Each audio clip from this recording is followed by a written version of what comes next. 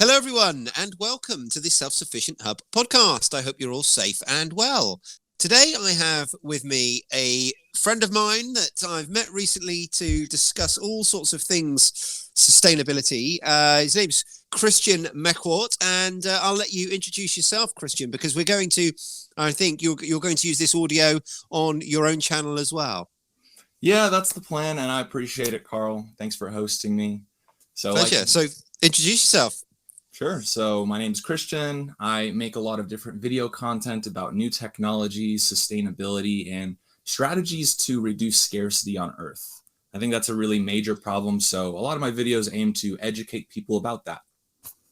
Fantastic. Well, the reason that I sort of reached out to you for us to have this conversation was very much within that wheelhouse, but it's to talk about something slightly more specific, and that is food production sustainability, basically, and how that ties in possibly to veganism. And just for you and I to have a chat, I have spent the time on this podcast airing my views about my own personal choices, quite often, my personal ethics and everything around food production. So my listeners will be familiar with it. But just to quickly summarize it, basically, me and my family, we try and produce as much of the food that we eat ourselves as we can. We've recently taken the decision that we're no longer going to purchase meat that is commercially produced, and all the animals that we raise in our food production systems, whether it be dairy animals or meat animals, we give them an absolutely fantastic life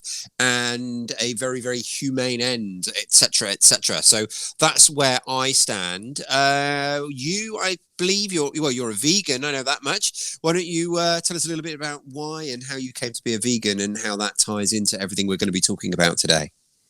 Sure. So, it happened. I've been vegan for about 2 years, but I've been on a plant-based diet for about 7 years. Mm-hmm. And my only regret was not being vegan because I learned how many different aspects of the animal agriculture industry do impact the earth and our own personal health. So, one of the founding principles that really got me interested in it was a concept called One Health, which is the approach of acknowledging how the natural environment and the health of other animals on Earth is connected to the human health that we get to experience. Mm-hmm. Uh, that's best showcased by the fact that in the last 100 years, 3 out of 4 of the newest diseases have all been zoonotic, meaning they came from other animals. And an important aspect to keep in mind is we've also lost about 50% of our forests in the last 100 years as well. So when that happens, it degrades the environments that other species have to inhabit, and it brings them closer to human settlements. And this is a main driving reason for why epidemiologists have claimed that the way that we're managing our land is actually increasing the chances of having a pandemic and increasing the chances of reduced lifespans or health problems later on in life. And I'm certainly tracking with regards to the likelihood and frequency of pandemics and endemics, and everything you're saying about how the globalization and all the ways that the developed world has basically forced ourselves upon nature more and more, and made that abutment more and more. I'm certainly tracking everything you say there, and maybe go on to just tell me. I'm here to be taught, Christian. I'm very much here to learn today. So, Sure. we all hear all the time about how one of the best things we can do for the environment is to eat less meat. So I kind of, I accept that. I accept that by eating less commercially produced meat, that is going to be beneficial for the environment. But I just kind of take all that on face value. I haven't done much of my own research. So you released a quite interesting video talking about the actual numbers and, how it works. So maybe you could elaborate a little bit on that for me. Sure. A big thing to keep in mind is the context. We live on a planet with finite resources, and since the Industrial Revolution and the usage of fossil fuels, we've been able to extract resources and manipulate the land much, much easier just in the last couple generations of humanity. Knowing that, we have to keep in mind that, about a third of our fresh water goes to livestock. About half of all of the land, about half of all the agricultural land on Earth is used for livestock. And this is all with the caveat that the amount of calories that we get from animal protein is only a very small fraction of what our human diets generally consist of throughout the world. It's under 20%, even though we're expending all of these additional resources. And some people, including myself, argue it would be more efficient to just skip the middleman and get the nutrients from the vegetables and fruits more directly. Mm-hmm. And of course, this is just concentrating on resource consumption. This isn't considering the fact that these practices of mass monocrop farming is also creating a lot of emissions on Earth. So animal agriculture, according to the UN, creates more emissions, CO2 emissions, than all transportation systems on Earth combined. And then when you consider the fact that all of these farms have a lot of waste, specifically from, what happens after you eat, that ends up getting washed into our water systems, and it's polluting a lot of the rivers throughout the world right now. And we often, and I mentioned that we've lost 50% of the forests over the last century. The vast majority of deforestation is linked to animal agriculture, because all of those animals need a lot of extra food, specifically soy and corn in a lot of cases. So looking into the future for where humanity should be, especially if we plan on living in a planet with finite resources, I think we need to reestablish how we're managing those resources and what is actually needed. Okay, so looking at the numbers, then you say, sorry, and forgive me, I'm No trying to problem. remember what you said. so you said approximately 50% of agricultural land is currently used to produce, or used in the farming of animals. Is that dairy and egg production as well as meat production, or is that just meat production? Well, they aren't necessarily exclusive. No, I understood. mentioned that I wasn't vegan for a certain amount of time, and that was because I was vegetarian. And I thought I was doing a good thing for the environment, which I think in a roundabout way I was, but I wasn't actually consistent with what my goal was, because a lot of the meat that's released into the public's, a lot of the processed meat that exists in the world is also from dairy cows when they stop having the ability to produce milk in a profitable way. Mm-hmm. So those things aren't necessarily disconnected. Sure. So when you said about 50% of agricultural land, you meant sort of the land used to raise animals one way or another. Yeah. So from my understanding, the majority of that land is for grazing. Yes. And then another portion of it is dedicated to actually growing the crops for those animals to consume. And the vast majority goes to the bigger animal, the cattle, which also happen to be the most harmful when it comes to emissions and water runoff issues. But then the grazing portion is also known to erode a lot of topsoil, because sometimes the cows or sheeps actually eat away at the roots, and over time that can lead to some other problems. And I'm aware of restorative efforts that can be done. My real question when it comes to the data on that topic is that it may not be as scalable if we were to maintain the same consumption patterns we have today. Sure. I mean, that's certainly something that I kind of struggle with, because I'm in an incredibly fortunate position. We're about to move house, actually, and move to a much smaller place. But where we've lived for the last few years, we've got a tremendous amount of space, and it's afforded me the opportunity to raise my own dairy goats so we can produce our own cheese and milk and things like that. I've raised my own pigs that we eat, and I'm very acutely aware that not everybody has access to this amount of space. So it does while I believe that what I'm doing is very much aligned with my own personal principles and ethics and everything else, Mhm. I'm aware that it's not necessarily, as you just said, scalable insofar as everybody on the planet doing it. I mean, of course, not everybody on the planet would want to do it. I completely understand that. But you know, in terms of actually replicating this kind of system elsewhere, I'm not sure is possible. And everything we do is with an eye on sustainability and all those kinds of things.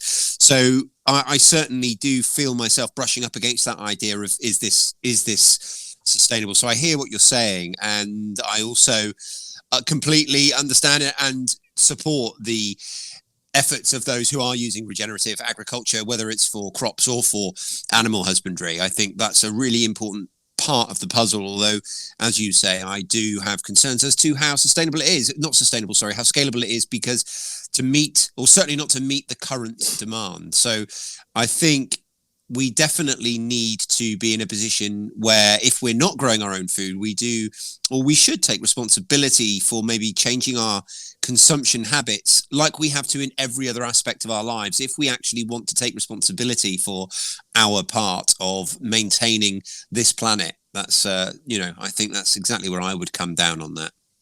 Yeah, I think we share a lot of the same feelings on that then. You know, Sure. it just it takes time and it takes an understanding. I mean, like I said, this change in the quantity of animal products we've consumed over the last century is very new. It Yeah. used to be considered a type of food reserved for the more wealthy in societies all across the world, because it does take a lot of work, which I'm sure you can appreciate if you're literally raising animals. Yeah. And a lot of the reasons why it's even as cheap as it is because there's hundreds of billions of dollars of subsidies from taxpayers that make it cheaper. Yeah, yeah. Of course, that changes depending on where you live in the world, and it will vary from country to country. But yes, absolutely, I understand your point, and those subsidies do exist here in the UK as well, just slightly differently. So Mm-hmm. you mentioned that that you've been a vegan for about 2 years, and before Mm-hmm. that you were on a plant-based diet. Is plant-based diet, is that just another term for vegetarian as opposed to vegan, or do you mean something else by that? To clarify, yeah, I was vegetarian for 5 years, and then I've been vegan for the last 2 years or so. And what was your motivation to become first a vegetarian and then a vegan? Well, I was about 21 at the time, and that was when I started discovering how messed up the politics are in the U.S. And there's just Hmm. so many different things. I was like, why don't we just do the more reasonable thing and listen to the data? But that led me down the route of just trying to optimize my own life, because I noticed that maybe the politicians ruling my country are a representation of the people that elected them. And I wanted to be the change and try and boycott the things that I disapprove of and be a beacon to other people to know that something like that's possible.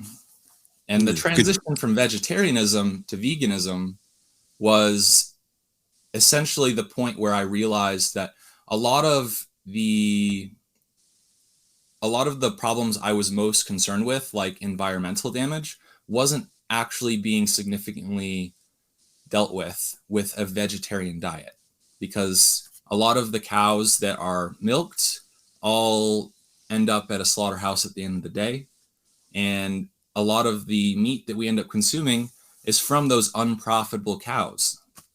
Hmm. So I wanted to close the loop essentially, because I noticed that there was a hint of hypocrisy in the way I was viewing my goal on this matter. Yeah.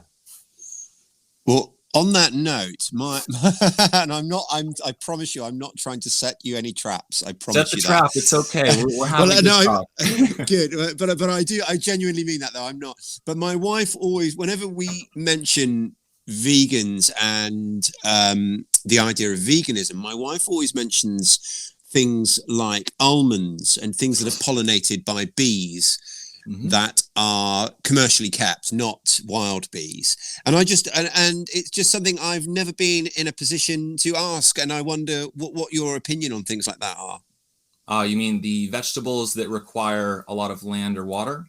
No. The vegetables that are not the vegetables so much, but the plants, and I'm thinking like almonds Mm-hmm. or pecans maybe that are pollinated by commercial bees that are taken in a truck from somewhere and then taken to an almond plantation to pollinate the crop.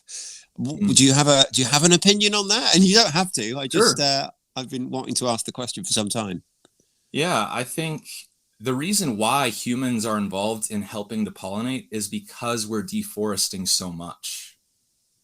We Mm-hmm. are literally destroying the environments where these pollinating species used to be able to easily expand their colonies.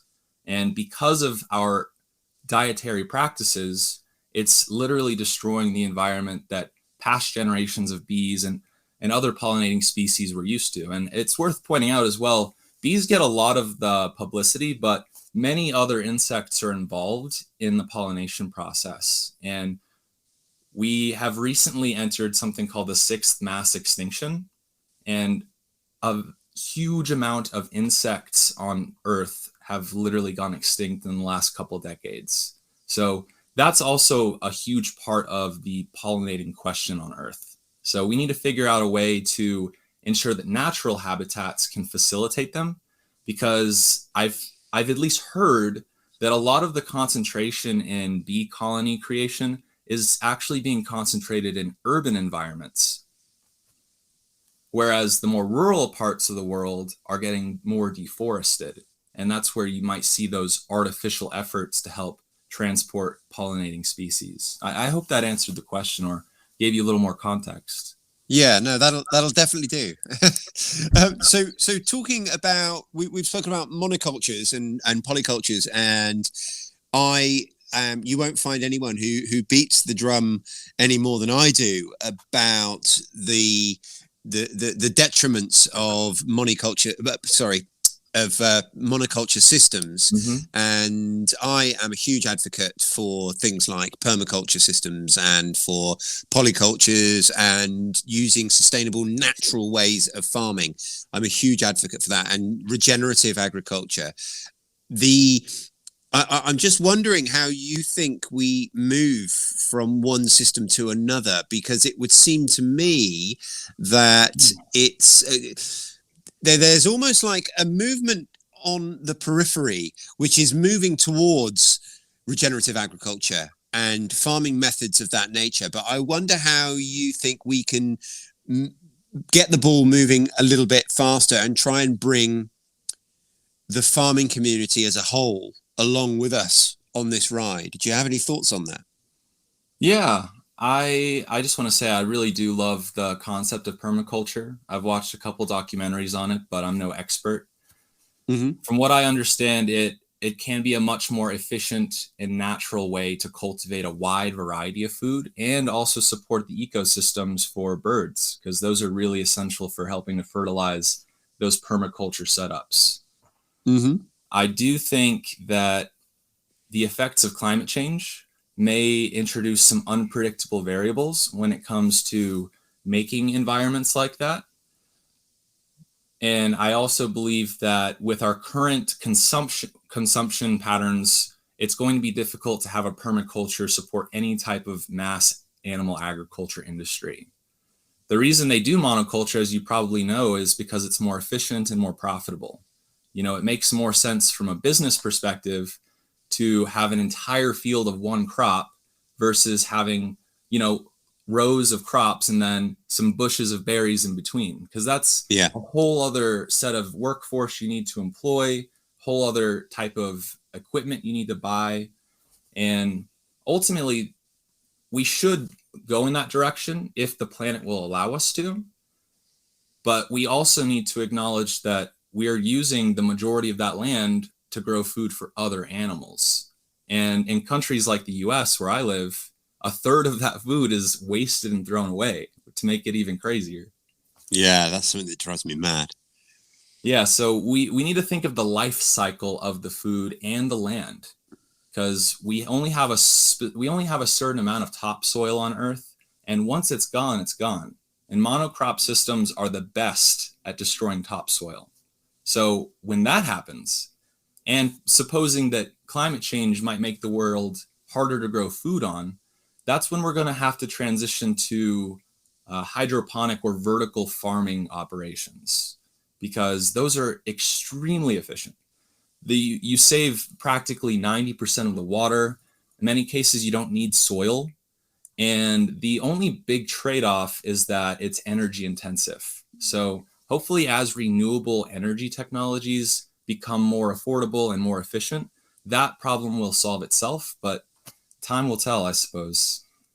Yeah, I think there's a lot to be said beyond. I mean, you said there's only a certain amount of topsoil on the world, but of course we can increase the amount of topsoil by using really good sustainable farming management techniques, and rather than tilling, rather than tilling and destroying all of the goodness in the soil food web that's doing what it's doing for us, by Mm-hmm. leaving the soil alone and adding to it organic matter, the waste products of the waste products of food, because there will always be waste products of food, even if we're not wasting any in the kitchen. There's still the peelings and the roots and things like that can be turned into compost. And of course, I would say here in my home, we're also using manure, although I imagine in a vegan worldview that wouldn't be part of the system. But we can increase the topsoil that we have, and we can actually make it better and better at sequestering CO2 from the environment, and use it as a carbon sink as well. Yeah, that's I think there's a lot of merit to that. And I wanted to finish answering your question about Sorry. how we can help farmers with the transition to a more sustainable operation. I Mm-hmm. think it really all goes back to the way that our subsidies are organized throughout the world. There's countless studies out there right now indicating how the vast majority of farming subsidies actually harm the planet. That's because most of it is going to animal agriculture, but also because it's going to a lot of things that aren't necessary for feeding the human population. And although so if we were to reorganize some of these subsidies to incentivize farmers to transition to more plant-based products that are not staple crops, more so specialty crops as far as the US is concerned, so vegetables and fruits, then that would really help their land, and it would help provide the public with a more healthy alternative. If the subsidies were also transferred more toward different food R&D, so that we could have different plant-based alternatives that simulate the taste of meat products that people enjoy, and incentivizing farmers to completely change the industry they're in to enter renewable energy would also be a huge benefit, because these are the people who are responsible for the largest swaths of land in any given country. And we Mm-hmm. have an enormous problem with energy in the world right now. I mean, I don't know how things are in the UK, but gas prices have sure been going up here. Yeah. And yeah, we need to start revitalizing that land to start producing renewable energy too, because every land that farmers use is varies. You can't grow vegetables on every type of land that they start grazing animals on, right? So it's a case by case basis, but there's a lot of different ways subsidies can be used to ensure that we have a more fair, equitable world, and to ensure that our taxes aren't just making the worst foods cheaper just because a company wants to profit. And I know the worst is a bold claim, but I really just mean that in terms of the environmental impact and impact on human health. Sure. So from an ethical point of view, I mean, we obviously, I would suggest, share a lot of the same principles and stand on the same ground when we're talking about sustainability. And from an ethical point of view, I would imagine that we would be pretty much in unison also when we talk about factory farming of animals. I just wonder if you were open to a brief sharing of your opinion on what I'm doing, and the idea of raising animals for meat in the sort of systems that I am, where the animal husbandry is really top of the list insofar as the priorities, and also we're doing it in a really sustainable way, certainly as sustainable as raising any other type of food. Sure, I think what you're doing is probably what most people imagine their animals are going through whenever they purchase a hamburger. They're like, yeah, this is great. I buy grass-fed beef, cage-free, all the nice buzzwords. Mm-hmm. And at the end of the day, like in the UK and in the US, upwards of like 95% or higher of all animal products are factory farmed. So Mm-hmm. that's just it's a falsehood that's literally manufactured by the companies selling the products. Now, if I were to say if we agree or not, I think we might need to establish what you mean by humanely rearing them or humanely slaughtering them. So what Sure. are your practices like for a specific animal? So our pigs, for example, we have, or we did have, we don't have them any longer, but for various reasons that I won't go into, I've gone into on the podcast before, but we weren't allowed to keep pigs any longer. But so we had a breeding pair of pigs that we had in a fenced off woodland that was about 1.25 acres. And then the piglets we would raise up. Now we would feed them. We would actually feed them waste products from local fruit and vegetable shops. And we've got a brewery near here where we would collect the spent grains that would otherwise go to landfill, and a bakery. So they would get the leftover bread and things like that as well. So they were fed basically byproducts from the existing food production system, if you like. They would stay on, so they'd never ever leave the house here. They'd have all of their needs met, and then I would slaughter them myself with a gun in their wood. So they would literally go from eating an apple to there being nothing at all. There was never any stress of them being taken away in a trailer, going to an abattoir, all those kinds of things. I would slaughter and butcher them here on the property. So we're talking food meters, not food miles. And throughout the whole process, the pigs experienced nothing other than just a perfect, as far as I can tell, a perfect existence with all of their needs met.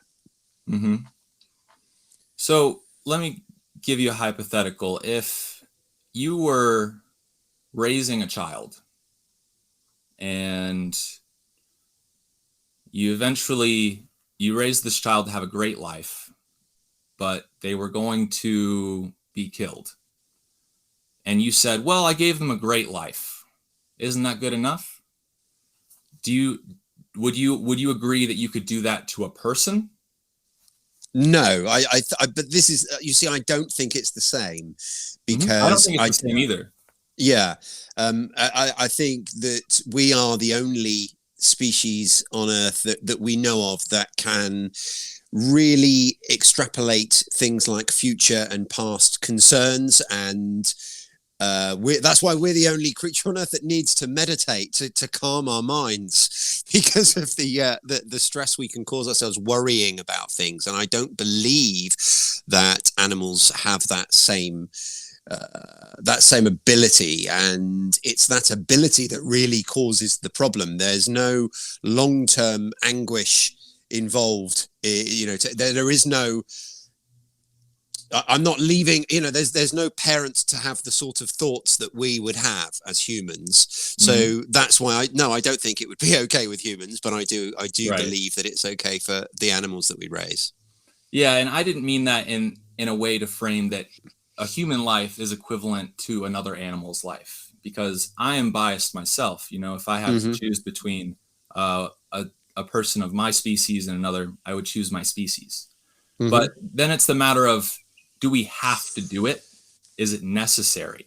And a lot of researchers in health state that it's not. In fact, the Academy of Nutrition and Dietetics in the US, the biggest organization of health experts, says that plant-based diet is suitable at all stages of life, including pregnancy.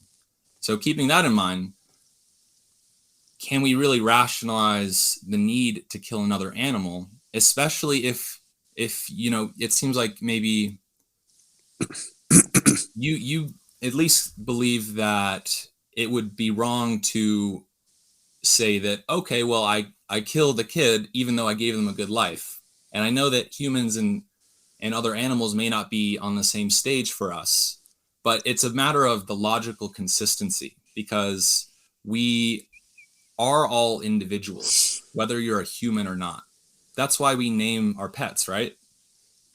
Yeah, but I think talking about logical inconsistencies, the part at which I believe that argument falls down, at least for me, is that we all make decisions every day, whether it's by buying and using technology like a smartphone that has an impact on our environment outside of our direct control that we don't see. And because we don't see it, we're more inclined to disregard it. And obviously, I'm sure that you're highly in tune with these kinds of things, and because that's why we're having this conversation. And I think, simple things like if you own a vehicle and drive it, then, you are going to be driving over countless insects and smashing into flies all day long.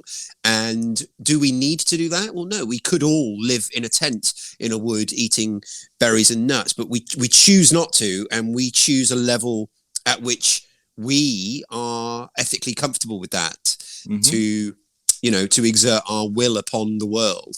And I suppose that's why I say about logical conclusions and logical fallacies, because I think that it's about we all, as the only creature on earth that has the capacity to create a culture, and that has a capacity to create a culture in which we can impose our will on every other species on the world, either knowingly, unknowingly, on purpose, or however it is. We are in a position to choose for ourselves where we see that line being put, and that comes down to whether or not we are going to produce and consume plastic, which, even though people like, I'm sure, yourself and myself, we take steps to reduce the amount of plastic that we buy.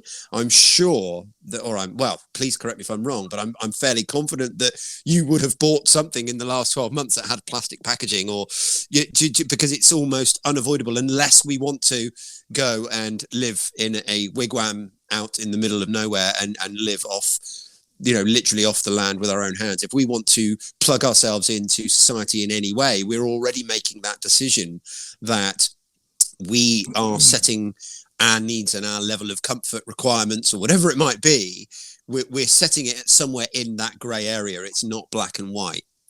Yeah, there's a lot of gray, and I would definitely concede all types of consumption have an environmental impact, and generally can be linked back to something negative.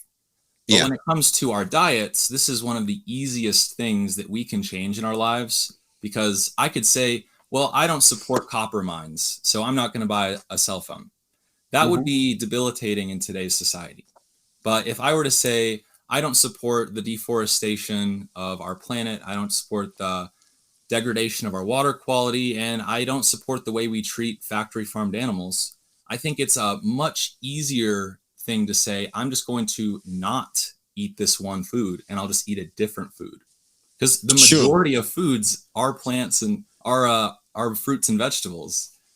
Yeah, I suppose all I would say to that is I've done all of those things. I'm not contributing, insofar as my food consumption, I'm not contributing to any of those negatives by doing it the way I'm doing it. And I would just bolt one more thing on. I know we've got a few tabs open here, but I would just bolt one more thing onto that. And it's an interesting philosophical question, and it's one that you and I may disagree on. I'm really not sure, but I feel quite strongly about it. And that is the question of a life worth living. And I would certainly think about battery hens, or there's no such thing as battery hens anymore in the UK, although in terms of the legal definition of it has been ruled out, but they still exist in all but name, and we all understand what I mean, don't we, when I say battery hens. And the idea of a battery hen and having the choice of, was that life a net positive life? And I think a life where you're raised in a confined situation where you can't exhibit any of your natural behaviors, and you spend a lot of time with sores on your legs where you can't move and you can't clean yourself properly, we would probably both agree that that's a life not worth living. But the choice for instance, to go back to my pigs, the choice that they had, it wasn't a choice between living forever, living until old age. That was never an option. It was either come into existence and have that existence, the one that I offered them, or have no existence at all. And I feel quite strongly that that I've given them a net positive life. I wonder what your stance is on that. I often ask myself, what's more important, taste or life? And in order for me to be logically consistent, I generally go with life. I personally think it's in any other context, especially in a human context. If you were like, well, I treated them really well for all this time up until the fated day when I'm going to treat them really bad, which generally speaking, taking away someone's life is a bad thing, right? And although Well, you may you said that, but if someone said to you, Christian, Mhm.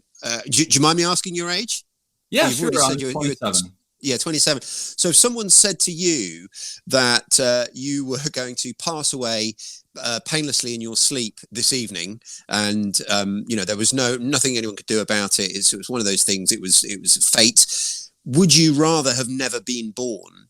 That's really what it comes down to for me, I think, because that's the position that I'm in when it comes to, am I going to breed some animals and raise them or not? And if they're not going to be raised for their end product, then they wouldn't have been raised at all. Yeah, it's just a matter of what type of value you put on life, I suppose. And clearly, you have a desire to produce a positive outcome for the individuals, which are those animals. Sure. But I just can't get past the idea that treating someone really well, all for the sake of, exploiting them in the future, is generally a negative thing in any other context. And when it comes to animal products, I often hear a lot of special pleading when it comes to this. And knowing all of the environmental damage and the effects it can have on your health and the effects it has on the animals themselves when they're experiencing it.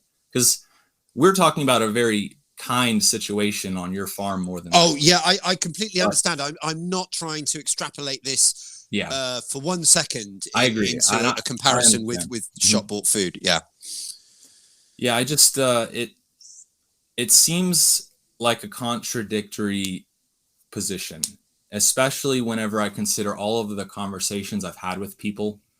Most people don't even want to see what it's like to slaughter an animal. Most people have never slaughtered an animal in this day and age, Hmm. especially in more developed or just Western countries specifically.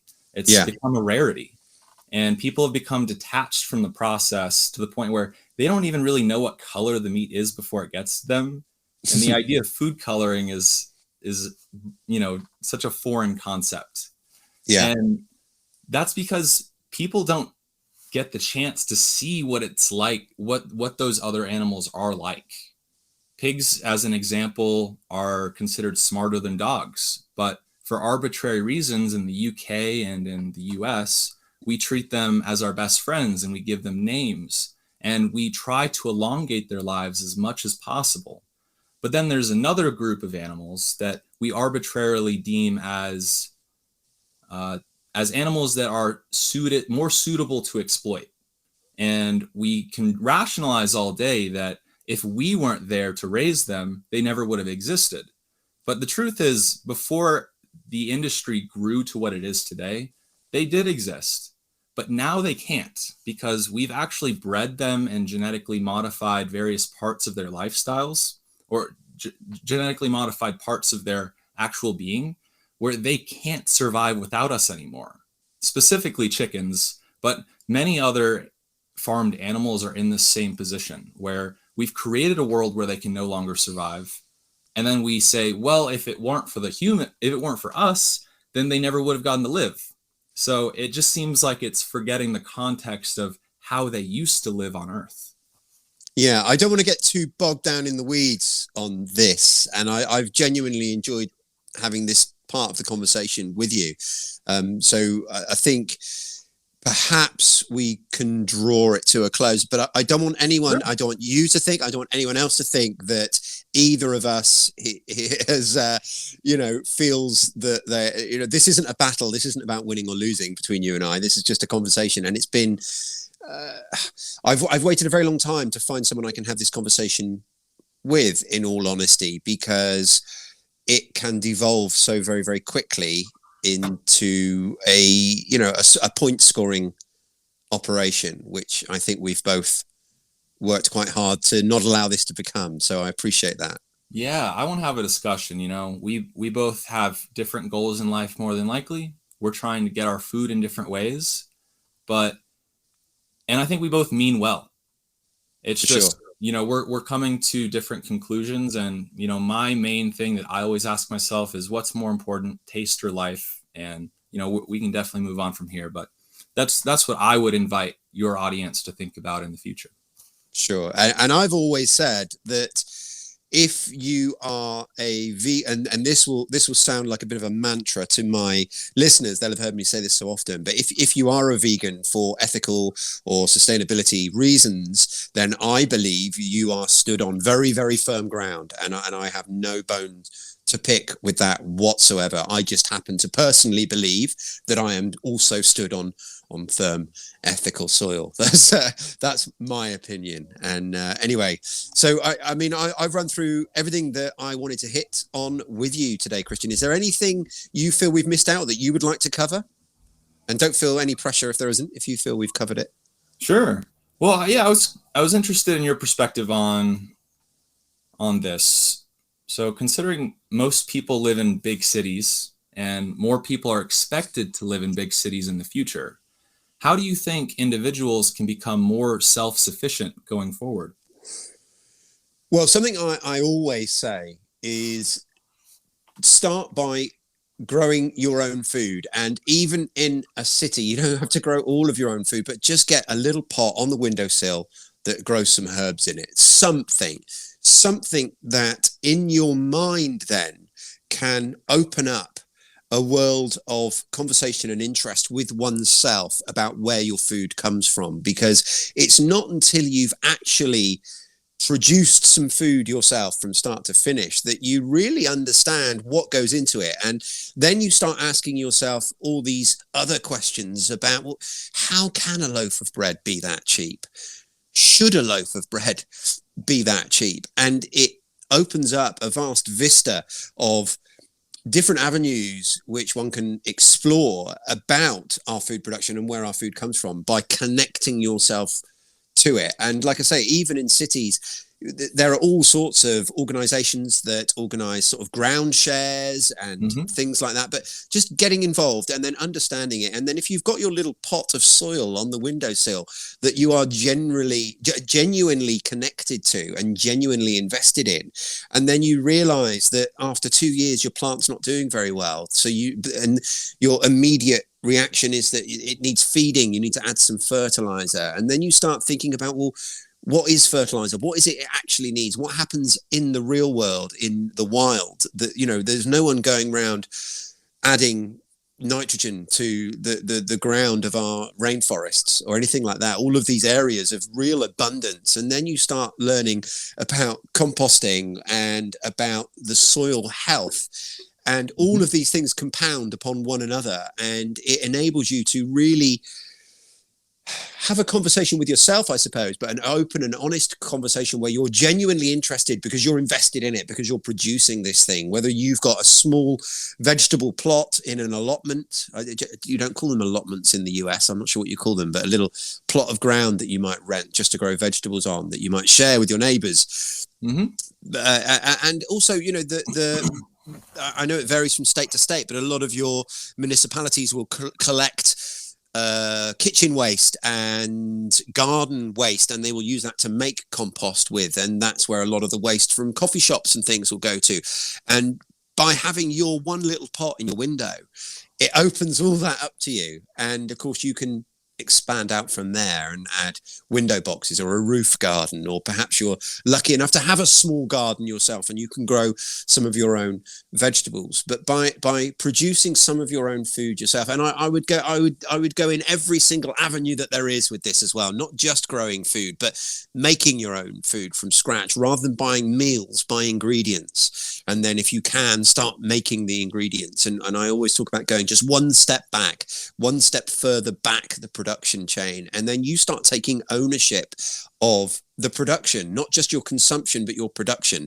And that's what this podcast is all about. It's about trying to close the gaps between our consumption and our production. So that's what I would say to anyone that's willing to listen, regardless of where they live. Yeah, that's awesome. I think it's really important to, you know, so many people live in cities and they don't really have that option, but the more you know. But you said they don't have that option. You know, we can all grow some herbs. We can all grow some herbs on a windowsill, and even if it's just a pot of basil, you're going to love cooking with that far more than you will any other ingredient in your kitchen cupboard. I guarantee it. For sure. So, what's more important to you though, self-sufficiency or collective support? You know, like social programs from taxes or charity, for instance. Well, I mean, they all play a part and they all have a role. But for me personally, it's all about self-sufficiency. And self-sufficiency is something that's unattainable in this day and age, unless we want to, like I've mentioned before, you know, unless we want to really deprive ourselves of all the benefits of living in a modern society. But we can be on that path. We can be on that road. We can be moving in that direction. And for me, that's what it's all about. It's about being self-reliant, being, you know, reducing that gap between production and consumption, saying I can take care of my family in this way by doing this. And, you know, that's what it's all about for me. And then beyond that, it's about trying to touch as many people as I can to say, you can do it too. I understand I've got more space than you may have, or I've got this situation that you might not have, but you've probably got as well. And wherever you live, you know, there are things available to you that aren't available to me. There'll be mushrooms, wild mushrooms growing in your area that aren't growing in mine, that you can learn to identify and forage for, and et cetera, et cetera. That's, you know, really what I'm all about. That sounds awesome. Well, that's it. So should we wrap it up there, Christian? Are you happy with everything we've discussed? Yeah, I think so. I really appreciate you having this conversation, reaching out across the pond. It's great to make these connections. Yeah, no, same here. And before we go, why don't you just tell my listeners where they can find you? Sure. So you can find me on YouTube. My channel is called Orbiter. If you want to find it a little quicker in the search bar, Orbiter Interviews. I do a lot of street interviews. I'm actually traveling the United States right now, getting people's opinion about a wide variety of topics dealing with sustainability. And then I make other videos about new technologies and my ideas for how we could reduce scarcity on Earth. So check it out there. And that's about it for now. Great stuff. Well, thank you ever so much for your time, Christian. And we'll stay in touch. Sounds good. Thanks, Carl. You have a good one. And you.